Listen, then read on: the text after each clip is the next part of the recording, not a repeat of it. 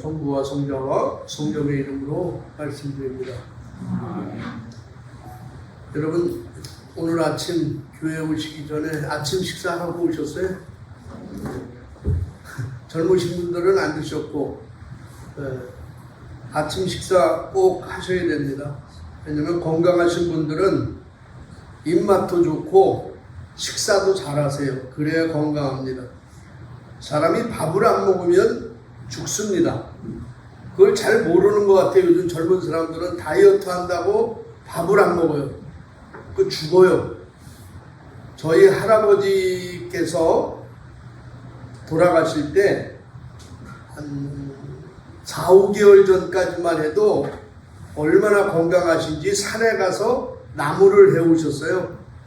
키도 크시고 저희 할아버지는 정말 날씬하고 사제장님처럼 키도 크고 평생 병원을 한 번 안 다니신 분이에요. 치과도 한 번 안 가셨던 분입니다. 그런데 할아버지가 한 84세 정도 되셨을 때 저희 할머니가 돌아가셨어요. 근데 원래 할머니는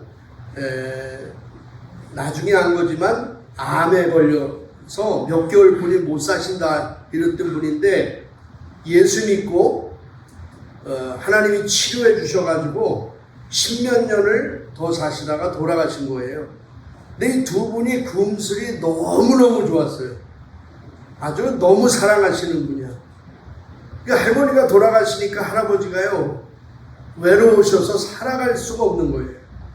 그러더니 저한테 어느 날 불러서 나는 할머니 죽은 날 같이 죽을 거야. 1년 후에. 나는 할머니한테 갈 거야 하고 저한테 말씀을 하시는 거예요. 저는 그때 도시에 나와 있었으니까 공부하고 사업하니라 그걸 몰랐죠. 근데 정말 할머니 돌아가시고 제삿날 일주일 후에 할아버지가 돌아가셨어요. 근데 변명이 없어요. 다 건강하셨어요. 며칠 전까지만 해도 뛰어다니셨어요. 그런데 나중에 알고 보니까 이분이 한 달 전부터 곡기를 끊으신 거예요. 스스로가. 식사를 안 하시는 거예요. 그래가지고 스스로 할머니 곁으로 돌아가셨어요. 밥을 안 먹으면 죽습니다. 이런 말도 있잖아요. 사람이 먹는 목적은 살기 위함이고 사람이 사는 목적은 먹기 위함이다. 그러니까 이러니 저러니 해도 살기 위해서 먹고 먹기 위해서 사는 게 인생이고 또 먹기 위해서 살고 살기 위해서 먹는 게 인생일 겁니다. 예수님께서도 마태복음 4장 3절에서 사람이 빵으로만 사는 존재가 아니라 하느님의 입에서 나오는 말씀으로 살리라 이렇게 얘기했지만 빵으로만이 역설적으로 빵이 없으면 빵을 먹지 않으면 사람은 죽을 수뿐이 없다는 것이죠. 그래서 사람이 살아가는 데 있어서 이 먹는 것만큼 중요한 게 없는 것은 먹지 않으면 죽기 때문에 그렇습니다. 성경도요 창세기에 보면 먹는 것으로 시작해서 요한 목사에게 먹는 것으로 끝나요. 먹는 게 정말 중요한 겁니다. 오늘 우리가 읽은 일독서 열왕기상 19장을 보시면 엘리야에 대한 이야기를 하고 있습니다. 여러분 엘리야 하면 어떤 사건이 떠오릅니까? 사제장님 엘리야 하면 뭐가 생각나요? 안 봐서 잘 모르시겠어요? 엘리야 하면 대표적인 사건이 하나 있죠.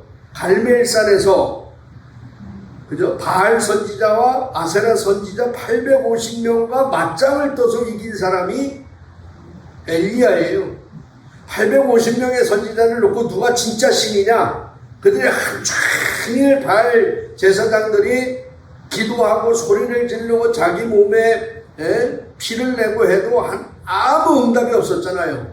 근데 엘리야는 걷다가 물을 붓고 하나님한테 기도했더니 하늘에서 불이 내려와가지고 엘리야의 이 제물을 받아주셨잖아요. 그래서 정말로 신은 하느님뿐이 없구나. 그걸 알고 이 바알 선지자, 아세라 선지자 850명의 목숨을 다 끊어버린 거예요. 어마어마한 사건입니다, 이거는.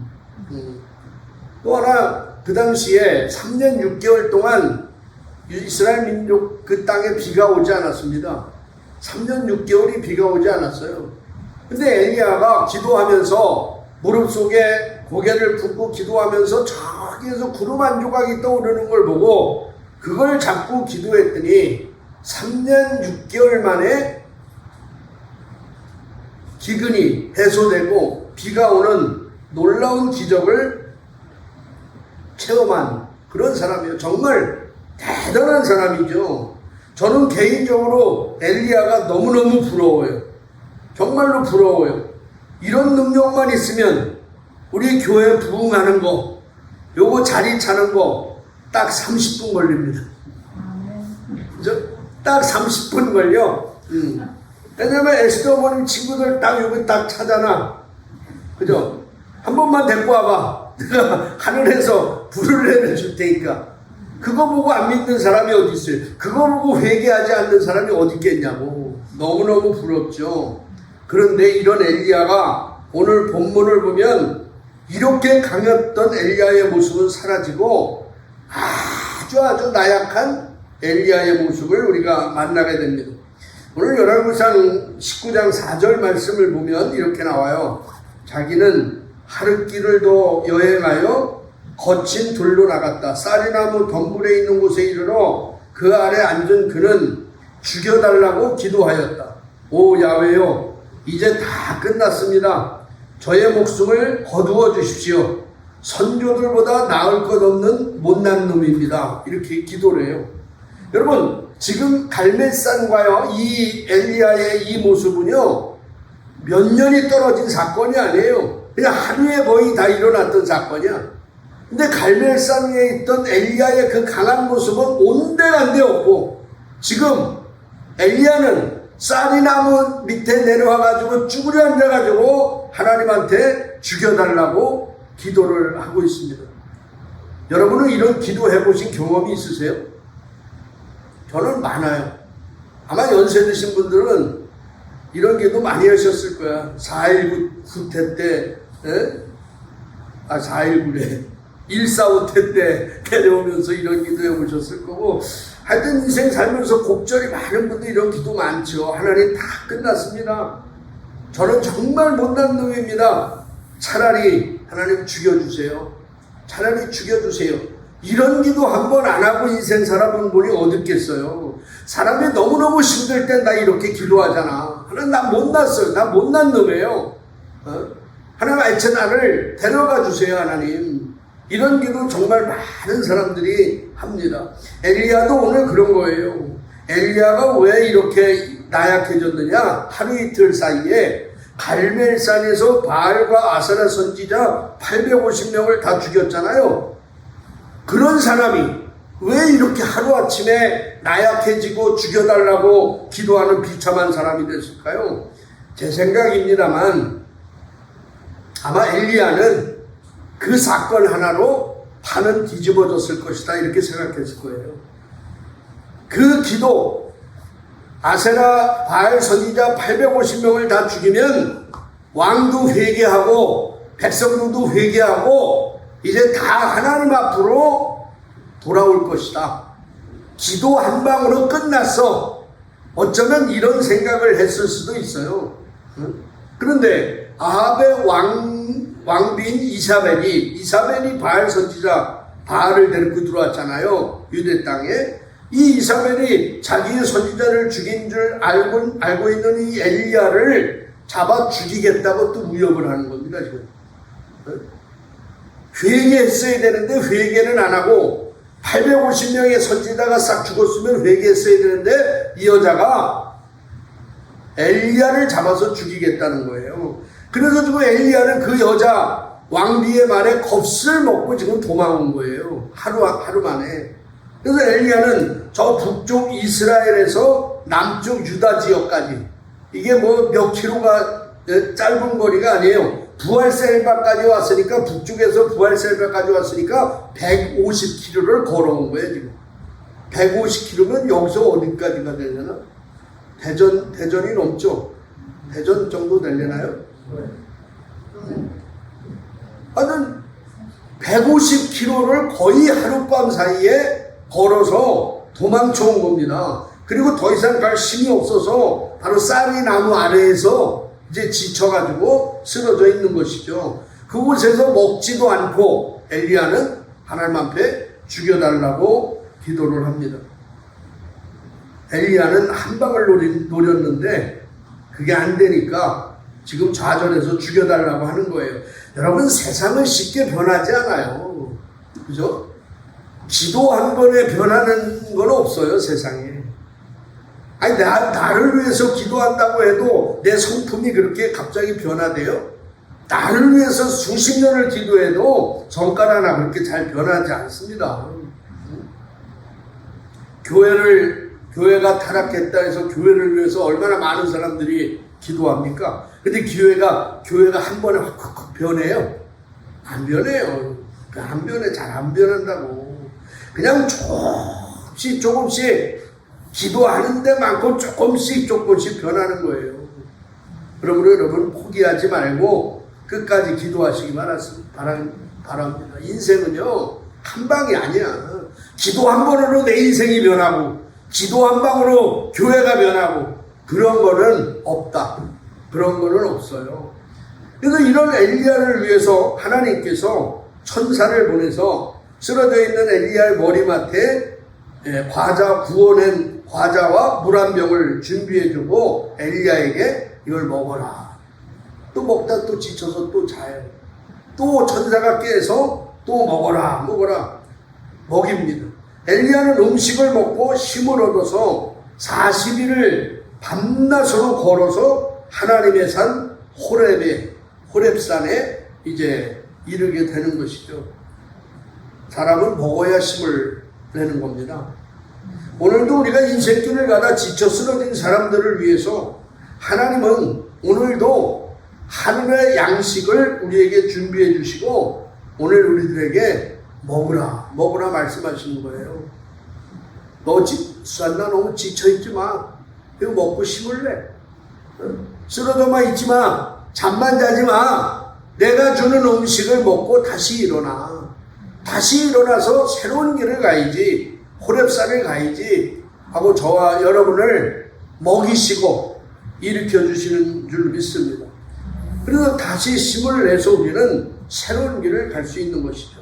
먹어야 됩니다. 오늘 복음을 보세요. 복음도 뭔 얘기예요? 빵 얘기입니다. 또 빵 얘기예요. 벌써 빵 얘기만 몇 주째 제가 설교하냐면 3주째 설교를 하는 거예요.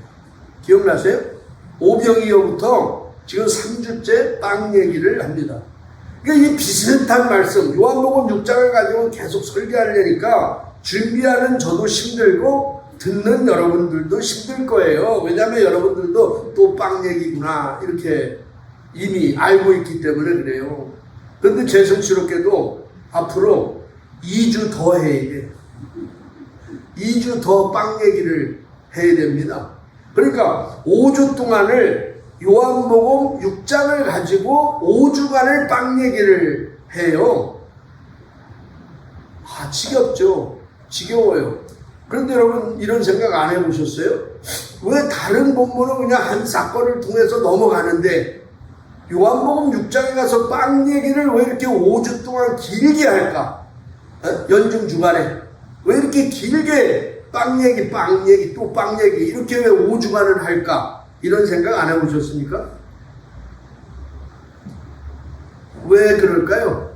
왜 빵 얘기를 이렇게 길게 할까요? 중요하기 때문이에요.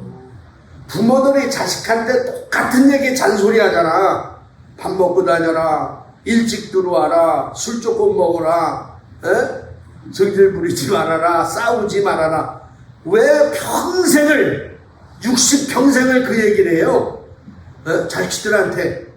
중요하니까 하는 소리예요. 인생 살아갈 때 가장 기초가 되고 이것이 중요한 얘기이기 때문에 이야기를 계속 하는 거잖아. 예수님도 마찬가지라는 거예요, 지금.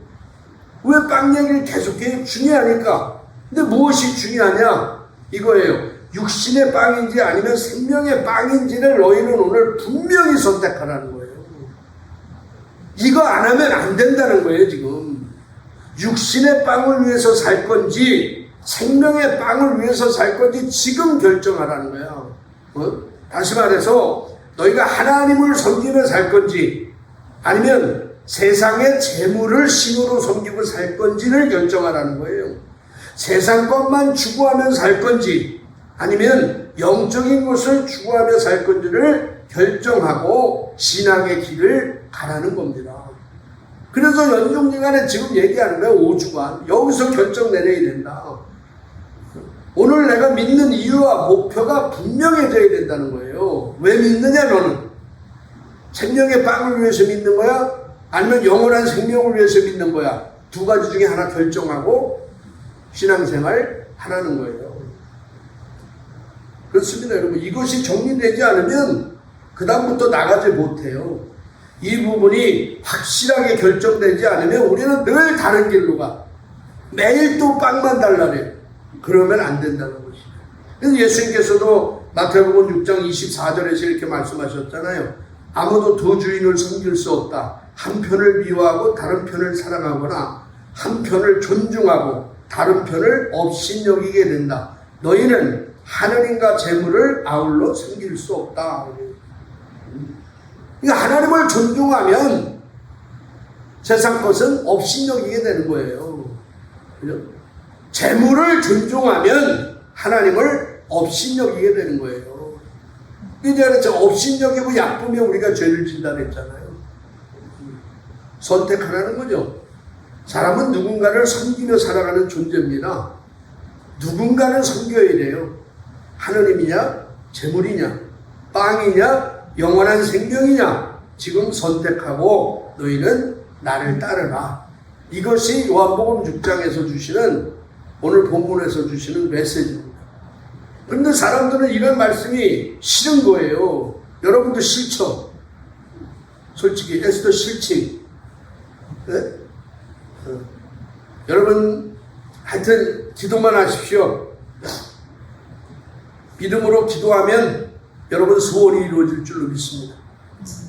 그러면 아멘 다 나오잖아요. 여러분이 믿음으로 기도하면 로또도 맞을 수도 있고 여러분 120살까지 살 수 있고 여러분은 빌딩 소유 하나 할 수 있고 할렐루야. 그러니까 일단 재물을 바치십시오. 감사를 먼저 해. 예? 그게 누구라 그랬어요? 그 대통령 나왔던데. 허경영이도 만지면 100만 원이야, 바울 아버님. 만지면 100만 원. 그게 돈을 내야 여러분이 복을 받을 수 있습니다. 이렇게 성경을 가리키는 사람들이 있잖아요. 성공회 말고 다른 데 가면 사기입니다, 이거. 그런 얘기 없어요. 물론 하나님 우리가 잘 믿으면 복을 주시지. 물질의 복 주세요. 건강의 복 주세요. 그러나 그거는 부수적으로 주는 복이지. 그게 본질은 아니다. 그러니까 사람들이요 자꾸 이상한 말을 하니까 짜증을 내는 거예요. 41절 말씀 한번 보세요. 복음서 41절 같이 한번 읽을게요. 시작. 이때 유다인들은 나는 하늘에서 내려온 빵이다 하신 예수의 말씀이 못마땅해서 웅성거리기 시작했다. 이게 못마땅한 거예요. 이 예수가 자꾸 쓸데없는 소리를 하니까. 그 다음에 43절 밑에 보세요. 뭐라 그래요? 그 말을 들으시고 예수께서는 무엇이 그렇게 못마땅하냐? 이렇게 묻습니다. 여러분 옆 사람 보고 한번 물어보세요. 무엇이 그렇게 못마땅하냐? 옆 사람 보고 해봐. 나 보지 말고. 무엇이 그렇게 못마땅해? 웃으며 삽시다. 웃으며 살아요. 아니 뭐가 그렇게 못마땅하냐고. 에? 여러분 이 사람들이 왜 예수님의 말씀을 이렇게 못마땅해 할까요? 못마땅하면 안 들으면 되지. 왜 이렇게 못마땅해? 제 생각에 첫 번째는요. 이 말씀 때문이에요. 나는 하늘에서 내려온 빵이다. 예수님이 이렇게 얘기하잖아. 나는 하늘에서 내려온 빵이다. 자기가 하늘에서 내가 보기에 별것도 아닌 사람 같은데 자기가 하늘에서 내려왔다고 하니까 열받는 거예요 지금. 짜증이 나는 거야. 42절 보세요. 42절 이렇게 얘기하잖아요. 같이 봐요. 시작. 아니 저 사람은 요셉의 아들 예수가 아닌가? 그의 부모도 우리가 다 알고 있는데 자기가 하늘에서 내려왔다니 말이 되는 이러는 거예요. 아, 지가 왜 하늘에서 내려와? 제 부모는 예수의 부모가 요셉 아니야? 어머니 마리아 아니야? 내가 저 집안 다 아는데, 내가 저 집안 다 아는데 자기가 하늘에서 내려왔다고 하니 사람들이 수군거리는 거죠. 못마땅해 하는 것이죠. 그런데 그게 보여지는 것만 다가 아니잖아요. 그죠? 아는 게 아니지. 본질은 모르면서 지금 이 사람들은 다 안다고 하는 거예요. 우리도 그럴 때가 참 많아. 어떤 데 보면 교인 중에서 이렇게 보면 저분은 믿음이 정말 좋으신 분이야. 아니 어떻게 저렇게 신앙생활을 할까? 신부인 나보다 정말 더 믿음이 더 좋아 하고 존경하는 분이 있어요. 에? 여러분 같지 않아서 지금 반응이 이런 거야? 여러분 중에도 있어. 저분은 어떻게 저렇게 나보다 믿음이 좋을까? 신부인 내가 존경하는 신자가 있다니까. 믿음 좋다. 그런데 그분에게 어떤 고난이 왔어요. 어떤 문제가 왔어요. 근데 그때 보니까 아니 사람이 어떻게 저럴 수 있지? 이런 사람이 있다니까. 문제가 생기고 고난이 오면 더 하나님 앞에 나와서 기도해야 되는데요. 무당 찾아가, 전보라가, 그리고 그 인내 가운데서 하나님의 뜻을 찾아야 되는데 그걸 잡지 못하고 막 난리를 쳐요. 야, 그럴 때 내가 느끼는 거는 어떻게 사람이 저렇게 변할 수 있을까 하는 거예요. 반대로 평상시에는 이렇게 보면 믿음이 별로 없어 보여. 성경도 모르는 것 같고 기도도 안 하는 것 같아. 믿음이 없어 보여. 근데 정말 어떤 일이 터졌을 때 교회에서 또 문제가 생길 때 보니까 이분은요 정말 교회 나와서 교회를 위해서 기도하고 다른 자기의 교인들을 이웃을 위해서 기도해주고 이런 모습이 있더라고. 그럴 때 또 놀라는 거야 내가. 아, 그 사람 잘못 봤구나. 그러면서 결론은 사람 참 겉으로 봐서는 모르겠다. 이게 제 결론입니다. 결론은 내가 아는 것이 전부가 아니구나를 깨닫는 거예요. 겉모습을 보고 그 사람을 봤던, 그 사람을 판단했던 내가 다 아는 게 아니구나. 그래서 예수님께서 사람을 겉모습 보고 판단하지 말라고 했구나. 그 말씀이 정말 진리인 것 같습니다. 오늘 예수님이 나는 하늘에서 내려온 빵이다 말씀하니까 아니 저 사람 내가 아는 사람인데 왜 자기가 하늘에서 내려왔다 그래. 저거 뻥이야. 그런 거예요. 그래서 사람들은 수근거리고 지금 못마땅해 하는 거예요. 두 번째로 왜 이 사람들이 못마땅해 하느냐면 내가 기도하고 내가 원하는 것과 주님이 주고자 하는 것이 다르기 때문에 그래요. 내가 원하는 건 이거야. 근데 주님이 주시고자 하는 건 이게 아니라 이거야. 그러니까 못마땅한 거예요. 지금 이 사람들이 요구하는 건 뭐예요? 지금 먹을 빵입니다. 당장 먹을 빵이에요. 다시 말해서 당장 필요한 돈이고 건강이고 지금 먹을 양식을 자기들은 요구하는 거예요. 근데 예수님은 지금 당장 먹을 빵을 주시는 것이 아니라 영원한 생명의 빵을 주겠다고 이야기만 합니다. 이럴 때 우리는 주님을 못마땅해 하잖아요. 그죠? 저만 그래요? 우리도 똑같아. 내가 원하는 대로 응답해 주셔야지. 내가 원하는 거는 안 주고 하나님 나 지금 돈 좀 주세요. 근데 돈을 안 주고 아니야 넌 더 겸손해져야 돼. 그래서 겸손의 훈련을 시켜요. 그럴 때 얼마나 많습니까 여러분. 그럴 때 우리도 예수님을 못마땅해 하는 거잖아요. 여러분 언제 예수님이 못마땅하세요? 솔직히 클라라는 언제 예수님이 못마땅해? 매일. 에스더는 남편 얼굴 볼 때마다 우리도 예수님한테 못마땅할 때 많다니까. 저는 요즘 이런 거예요. 뭐냐면 돈 들어오면 나갈 일이 생기는 거야. 못마땅해 나는. 왜냐하면 작년에 이 도로 이거 앞에 도로 들어오는 도로 있잖아요. 저거 신고하고 도면 그리고 하는데 150만 원 내고 저거 했거든. 근데 작년에도 잊지를 않아. 그 전주인가 전전주에 스테반 아버님이 거금을 헌금해 주셨어. 아, 이제 몇 개월은 여유 있겠다 했는데 그 다음 주에 목돈이 그대로 나가. 재무위원 확인해봐. 내 말이 틀리나 맞나. 딱 나가. 두르면 나가. 아, 이번에도 스테반 아버님 미국 갔다 오셔서 또 큰 돈을 헌금해 주셨어. 그래도 이거 잘 보관했다가 겨울에 좋은 데 써야 되겠다 했더니 지지난주에 저거 도로 사용료가 또 몇십만 원이 나와. 그게 또 나가. 아니, 어떻게 이렇게 들어온 걸 알고 이렇게 자꾸 나가. 그래서 내가 저거 보고 저걸 스테반 길이라고 명명을 해야 되겠다. 뭐 또 나오면 그때 얘기할 테니까 그때 헌금하셔야. 그러면서 제가 이런 질문이 생겼어요. 돈이 들어와서 나가는 걸까? 아니면 나갈 것을 아시고 하나님이 먼저 주신 걸까? 1번이에요? 전자예요? 후자예요? 돈이 들어와서 나갈 일이 생긴 거야? 아니면 나갈 걸 알고 하나님이 돈을 주신 거야? 아이고, 쓸데없는 소리 하지 말고 딴 소리나 하세요. 못마땅하잖아요, 여러분 얼굴이.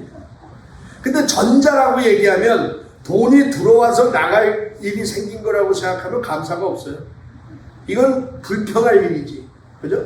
근데 이미 하나님은 아신 거야. 돈이 나갈 걸 아셔. 어디가 필요한 걸 아셔. 이미 아셔요. 그래서 하나님이 나갈 걸 아시고 이미 주셨다고 믿으면 거기에는 감사가 넘치는 거예요. 하나님이 이렇게 계획하고 계시구나. 아멘. 오늘 본문의 사람들도 그런 거예요. 지금 당장 필요한 빵을 달라는데 주님은 알아듣지 못하는 소리만 해요. 35절 한번 보실게요. 예수께서는 이렇게 대답하셨다. 내가 바로 생명의 빵이다. 나에게 오는 사람은 결코 배고프지 않고 나를 믿는 사람은 결코 목마르지 않을 것이다. 여러분, 이 말씀 이해가세요? 네? 나는 이 말씀이 저도 어려워. 이게 도대체 뭔 말씀이야? 그냥 아멘하고 넘어가지 마시고 이해하고 넘어가야 돼, 말씀을. 참 이게 이해가 쉽지 않아요. 내가 바로 생명의 빵이다. 나에게 오는 사람은 결코 배고프지 않고 나를 믿는 사람은 결코 목마르지 않을 것이다. 어려워요. 왜 이렇게 표현하셨을까? 어렵게. 그러니까 사람들이 못마땅한 거지. 자꾸 어렵게 얘기하니까 그냥 한마디로 나를 믿으면 너희는 천국 갈 거야. 나를 믿으면 너희는 영원한 생명을 얻을 거야. 이러면 간단하잖아요. 근데 어렵게 얘기해. 제가 뭐 이렇게 설명해 볼게요. 우리가 살아가면서 인생에서 가장 깊은 관계, 두 가지의 관계가 있어요. 인생의 관계 속에 하나는 뭐예요? 결혼의 관계죠. 결혼의 관계예요. 살아가는 남녀가 결혼이라는 예식을 통해서 두 사람이 한 몸이 되는 그런 과정이 결혼이잖아요. 예. 그래서 결혼이라는 건 피차 살을 나누는 관계야. 살을 나누는 관계예요. 여러분, 부부가 몇 초네요? 부부는 몇 초냐? 10초? 몇 초네요? 무촌이죠, 무촌. 왜 무초래요? 왜 무초냐, 부부는? 무촌이라고 했어. 왜 무초냐? 아, 저 혼자 얘기하지 왜 자꾸 질문을 해. 지금 눈으로 욕하는 거지. 왜 무초네요? 피가 섞이지 않았으니까 무초냐. 그죠? 피로 맺어진 관계가 아니기 때문에 무촌입니다. 아, 그래서 옛날 어른들이 그러잖아. 부부는 등 돌리면 남이라고. 그러니까 절대 등 돌리고 주무시면 안 돼. 에? 얼굴 보고 주무셔야지. 너와 얼굴 보고 자라고. 부부는 얼굴을 보고 자는 사이가 부부야. 등 돌리면 무촌이라니까. 그러나 부부관계는 1대1의 인격 승합의 결합체로서 어떤 인간관계보다 깊은 관계이기 때문에 성경에서도 둘이 한 몸이 되라 이런 거잖아요. 그 결혼이라는 걸 통해서 두 사람이 한 몸이 되는 거야. 이 결혼이라는 게. 예. 이 둘이 한 몸이기 때문에 이제 한 몸이야, 부부는. 그렇기 때문에 내 마음이 힘들면, 에스더 마음이 힘들면 누가 힘들어야 돼? 바울 아버님이 힘들어야죠. 그죠? 에스더가 아프면 바울가 같이 아파야지. 지난번에 바울 아버님이 과거에 간이 안 좋아서 아프고 이럴 때 에스더 어머님도 똑같이 아파하더라고. 나는 안 보고도 알았어. 저 집안이 부부구나. 부부는 그런 거야. 근데 에스더가 지금 마음이 아프고 힘들어하는데 바울 아버님이 새벽에 일어나서 나 골프장 갔다 올게. 와서 골프 치고 와봐요. 밥을 주나. 같이 힘들어야지. 같이. 이게 한 몸이잖아요. 나 혼자 아프면 안 돼. 같이 아파하는 거지. 이게 한 몸이잖아. 나는 아픈데 너는 안 아파? 그건 두 몸이에요. 그건 두 몸입니다. 그러니까 주님의 살을 먹는다는 의미는 바로 그런 관계를 얘기하는 거예요, 지금. 주님과의 관계가 그런 관계라는 거예요. 내가 때려야 뗄 수도 없고, 내가 아파하면 누가 아파해? 내 설교가 어려워. 지금 한 몸이라니까. 내가 아파하면 누가 아파해? 주님이 아파하는 거예요. 내가 기뻐하면 주님이 기뻐하는 거예요. 그러니까 너희는 항상 기뻐하라잖아요. 내가 기뻐해야 하나님이 기뻐하기 때문에 그렇다 이 말이요. 이것이 바로 떼내야 뗄 수 없는 관계로 승화시켜 주신 게 부부관계거든. 그것이 살을 먹는다는 의미예요. 그런데 이 살을 나누는 관계보다 더 진한 관계가 있어. 뭐예요? 피를 나누는 관계예요. 피를 나누는 관계예요. 이 세상에서 저와 피를 나눈 사람은 누구예요? 여기서 시지하고 나쁜이 없어요.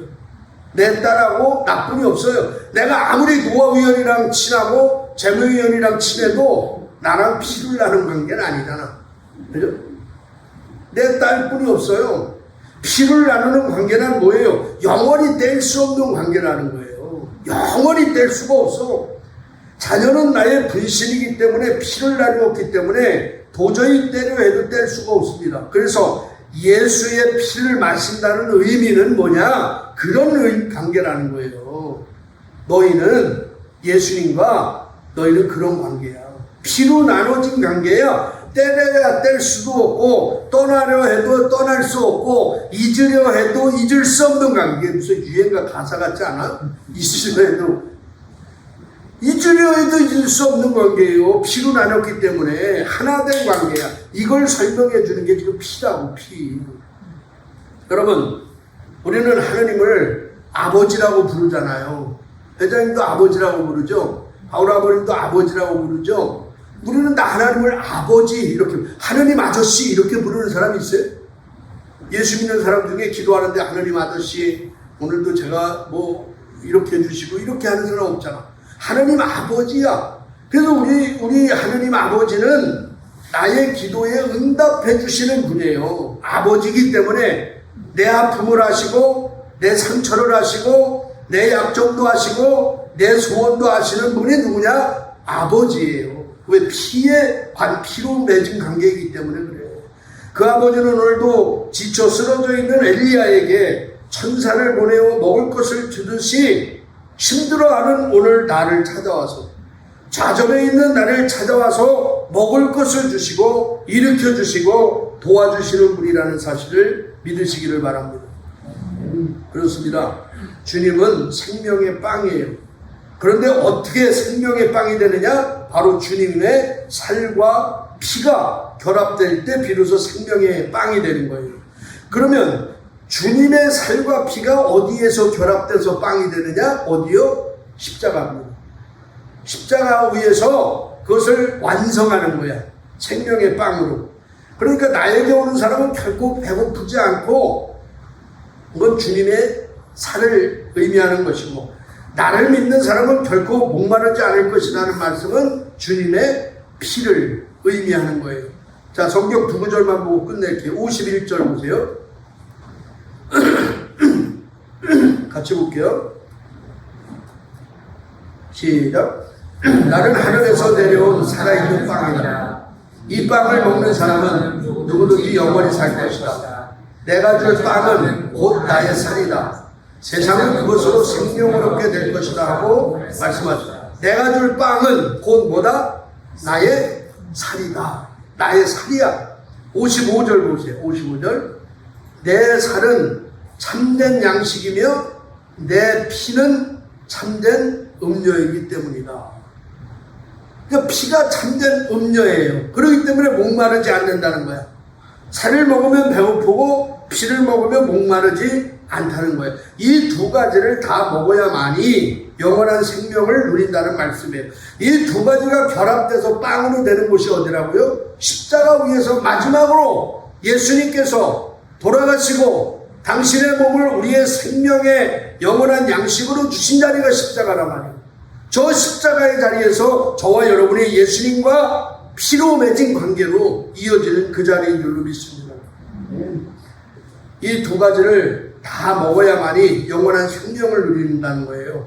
그래서 우리는 매일 주님의 살과 피를 마시는 겁니다. 언제 마셔요? 상징적으로 그것이 영세성찬 때 여러분이 나와서 성체와 보혈을 마시잖아요. 영하시잖아요. 그죠? 이것을 통해서 우리는 주님과 깊은 관계를 맺으며 살아가는 거예요. 그러니까 살과 피를 마신다는 말씀은 주님과의 관계, 살과 피를 나누는 관계를 설명하는 말씀이야. 초대교회 때는 살과 피를 먹으라니까 저 예수 믿는 것들은 식인종이다 이렇게 소문이 나 있었잖아요. 그런 말이 아니라 예수님과의 그런 피의 관계, 살의 관계를 맺으며 아버지와 자녀의 관계를 맺으며 살아가는 예수님의 말씀입니다. 오늘도 우리는 예배를 통해서 주님의 살과 피를 마십니다. 그리고 주님과 한 몸을 이루며 살아가고 있습니다. 이 신비를 늘 경험하며 마지막 날까지 주님과 매일 깊은 교제에서 살아가시길 바랍니다. 그래서 마지막 날 내가 너희를 살릴 것이다 라는 주님의 말씀이 저와 여러분에게 그대로 임하는 놀라운 축복이 임하시기를 간절히 바랍니다. 성부와 성자와 성령의 이름으로 말씀드렸습니다.